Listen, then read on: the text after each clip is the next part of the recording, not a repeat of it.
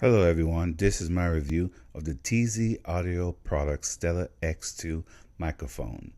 This is a high-grade microphone that comes with its own carrying case that's metal that protects the microphone really well.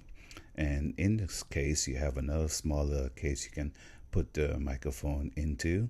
You have the windscreen to cover the mic so you can have a better audio experience, and also a shock mount that you use to put on a stand.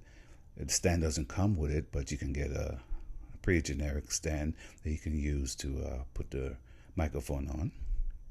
The microphone body is made of high-grade iron with a durable grid that protects the capsule, so it'll probably last a long time.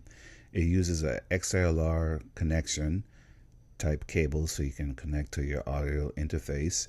It does need an audio interface that supplies a phantom 48 volts to power the microphone, or an audio recorder that has the same 48 volts power supply.